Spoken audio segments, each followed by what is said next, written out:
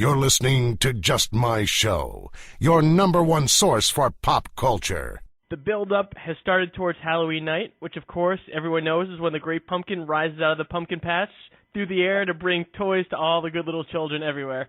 And here to hang out with me while we wait for the Great Pumpkin's arrival is Bill Melendez, the director of It's a Great Pumpkin, Charlie Brown, which first aired 40 years ago on October 27th, 1966. Can you believe it's been that long this show's been on the air? Gosh, I tell you, I can't believe that you talk about 40 years ago. Well, go ahead. I love it. Now, I should also mention that you also provided the voice for Snoopy and later on Woodstock.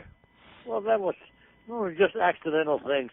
We just needed, just little blurbs of noise, and I just put them in just because there was no time to fool around with casting or anything. So Charles Schultz, of course, wrote The Great Pumpkin. Where did the idea come from? This had already been in the comic strip, the idea of The Great Pumpkin? No, he's just talking. I think just getting together and talking about what are we going to do next? And of course, see, The Great Pumpkin is, of course, a takeoff on Santa Claus, of course, And so he was easy. He was just like a spoof. And we had a lot of fun doing it. We just enjoyed it. And it was very successful. Everybody liked it. And everybody now used it and still uses it at me, like you are doing now. It was a great moment. Was it a hard sell to the networks? Because Halloween is huge now, and it was still out there then, but Halloween then wasn't as big as it is now, was it? Well, I tell you, no, it was easy. I tell you what happened.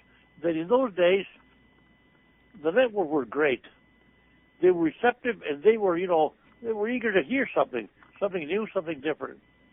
So if you just blurted out something like that, and there was a couple of executives up there that liked it, you were in. Oh, God, those were easy days. They were great days. Oh, I tell you, it was so great. Was there any kind of message you were trying to get to kids in no, the... not really, no. Our message has always been entertainment.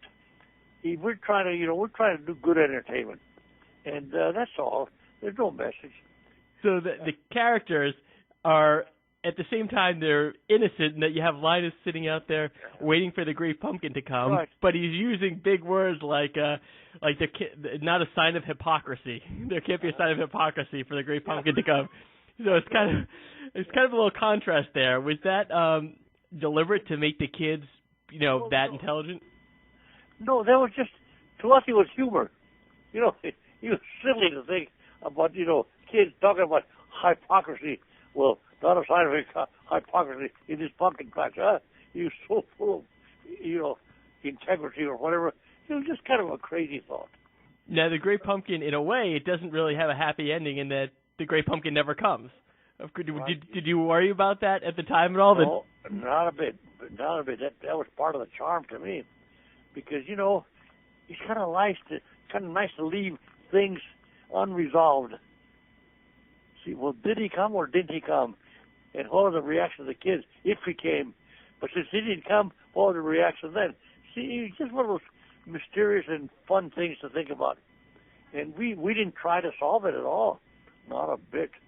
We just let it hang out there. For more, go to www.justmyshow.com.